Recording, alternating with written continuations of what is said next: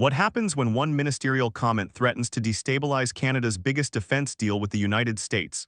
This is the story of how a single statement from Industry Minister Mélanie Joly ignited political tension, and how Jacob pushed back with sharp, relentless pressure. Because this wasn't a regular committee meeting. This was a collision between defense policy, diplomatic sensitivity, and political accountability. It all began when Joly repeated a powerful claim. Canada hasn't received enough industrial benefits from the F-35 program. A statement that echoed far beyond Ottawa, all the way to Washington, where the U.S. ambassador reacted sharply. The F-35 is more than a fighter jet. It's a symbol of U.S.-Canada military cooperation, a massive economic network, and a cornerstone of defense strategy. So questioning its fairness at the 11th hour isn't a small comment, it's a diplomatic tremor. Jacob walked in knowing the stakes were high, and he wasn't prepared to let vague answers slide. Jacob begins with what should have been a simple, factual question about U.S. tariffs and the Supreme Court's upcoming ruling. A yes or no moment. A straightforward check on whether Canadian industries would get relief if certain tariffs were struck down. But Joly refuses to commit. She avoids hypotheticals, pivots to unpredictability, and emphasizes global attention without addressing the heart of the question. Jacob's frustration is immediate and visible. He knows the truth. Even if the court limits IEEPA, many U.S. tariffs remain untouched under entirely different laws, meaning no guaranteed relief for Canadian industries. He wants Joly to acknowledge this basic reality. She won't. Not because she doesn't know, but because saying it publicly could weaken Canada's negotiating stance. This is where two instincts collide: Jacob's instinct for accountability and Joly's instinct for strategic ambiguity.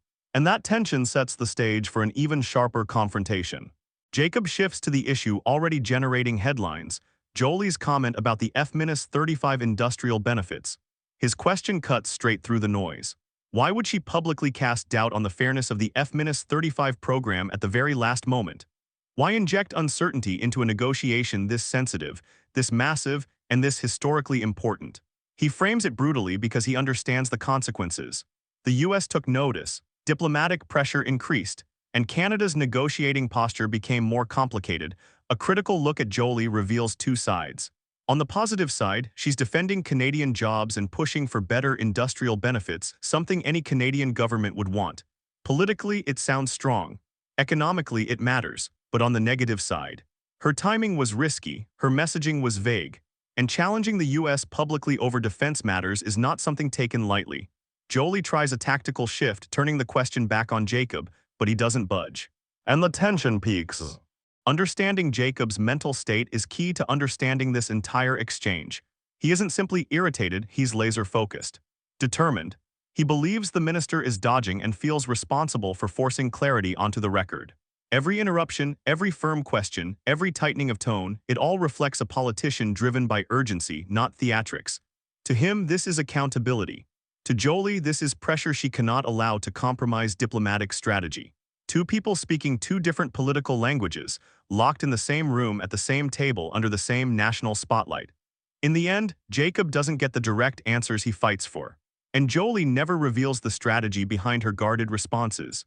The exchange ends unresolved, sharp, tense, and revealing. Politics loves headlines, national security hates surprises, and this confrontation gave us both. And as the dust settles, one thing is clear.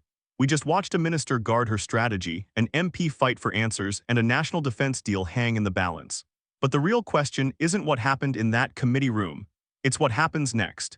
If a single comment can shake a billion-dollar relationship with the United States, then what does that say about the strength of Canada's leadership today? This is red leaf politics, where we don't just report the story, we challenge the narrative. So tell me, did Joly protect Canada's interests or did she gamble with them? Let's talk about it in the comments.